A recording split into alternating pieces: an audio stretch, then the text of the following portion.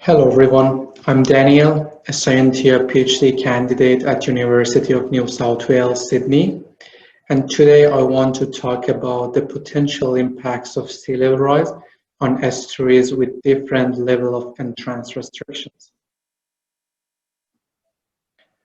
So estuaries or bodies of water were usually found where the rivers meet the sea. They're very important because they provide a whole range of services to the community and also to the environment. For example, they support ecosystems, tourism, fisheries, and many more commercial activities. This is one of the reasons that, for example, approximately 80% of Australian population resides within 7 kilometers from these environments. And also, globally, more than 600 million people live near these environments. This number is predicted to increase to more than 1 billion by only 2050. And this shows how vital places estuaries are for us. And unfortunately, they are under significant threat by the upcoming sea level rise, which is a direct impact of climate change. For example, based on the latest IPCC reports, sea level rise projections can reach up to 1.1 meter by the end of 21st century, which is more than enough to pose serious stress to people and assets. But let's revisit what is the current tool that managers and policymakers mainly using to assess the impacts of sea level rise in estuaries.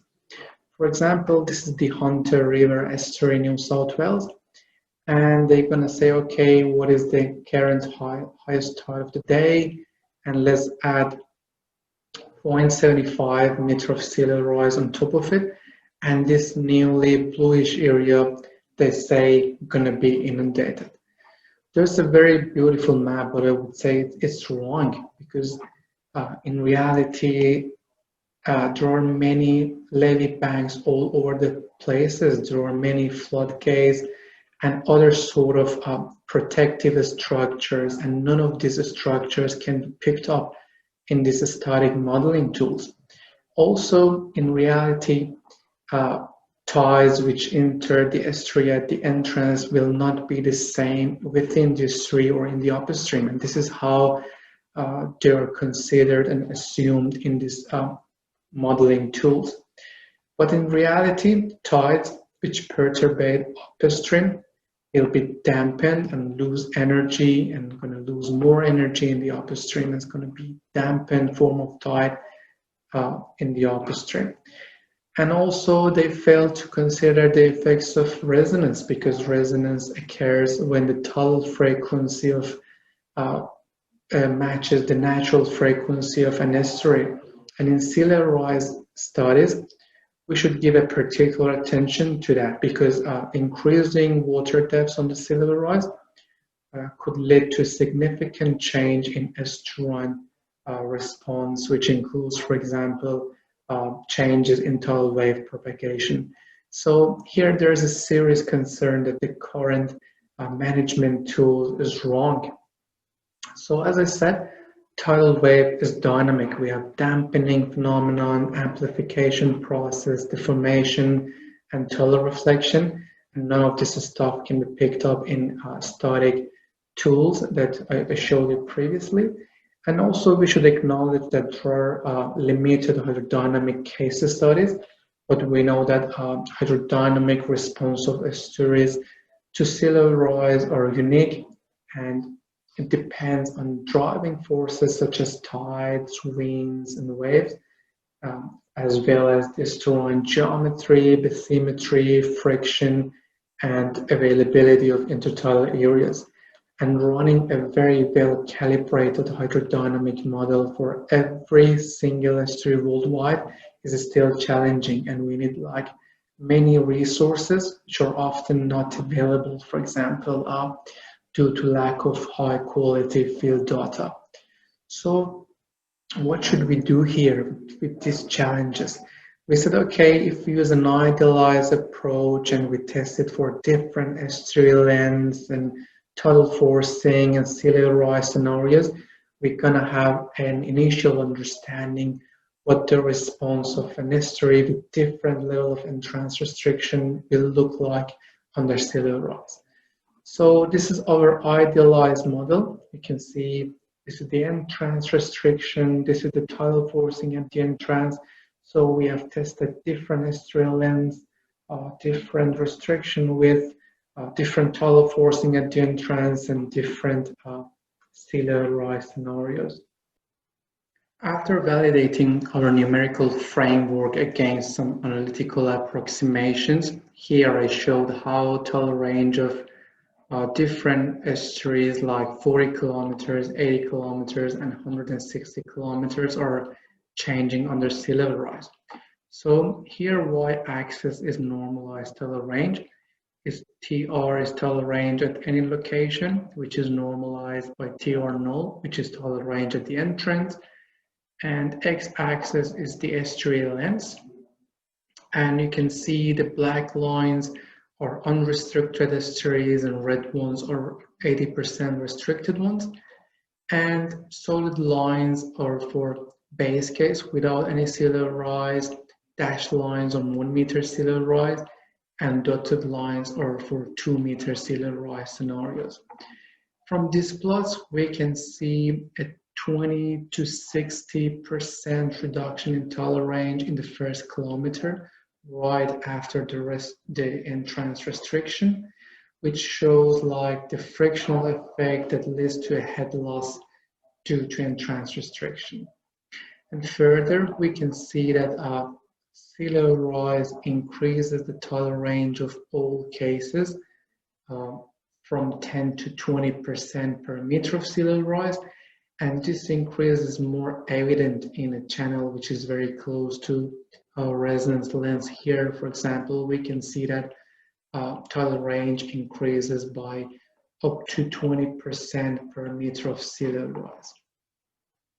Here, this is why I said like a channel which is very close to resonance. We should be very careful with that in sea level rise studies. Here we showed how tidal current velocity is changing. Here is a channel of 160 kilometers and y-axis is maximum total velocity and tidal forcing at the entrance is 1 meter. From this plot, we can see that sea level rise has a negligible effect on the maximum total velocity.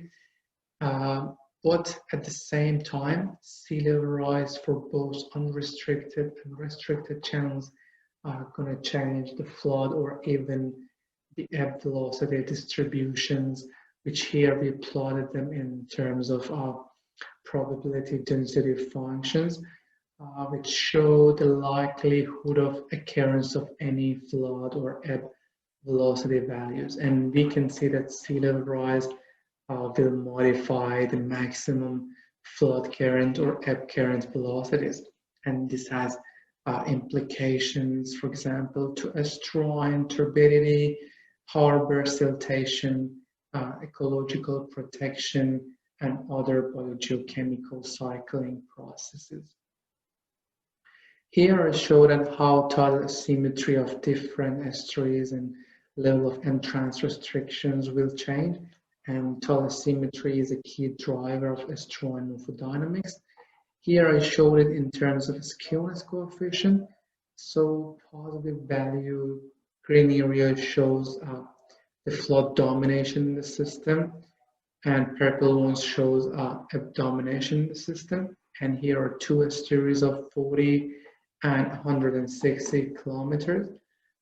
From this plot, we can see they are mostly located in the green areas, so they are mainly flood dominated.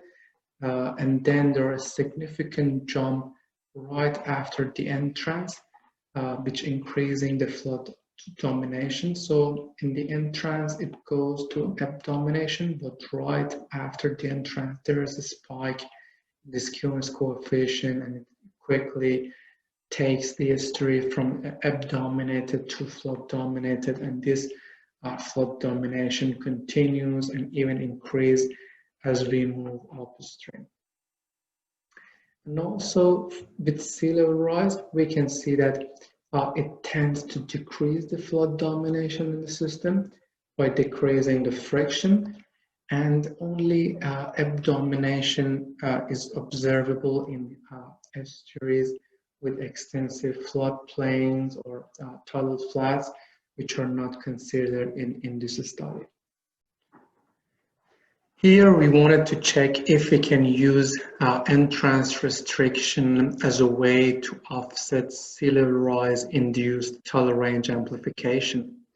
For example, on this plot, we have entrance restriction from 40% up to 90%, and on the y-axis we have tidal range dampening to the entrance restriction. And this is for a channel of 160 kilometer when tidal range at the entrance is 1 meter.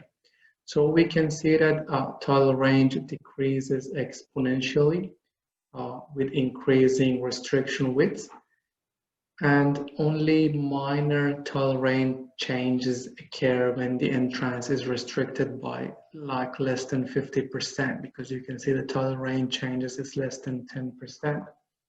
And also from this plot on the right hand side, which is entrance restriction in percentage and tidal range change under 1 meter sea level rise, we can see that a restriction of 60 to 70% is potentially sufficient to fully offset the tidal range amplification which is caused by sea level rise.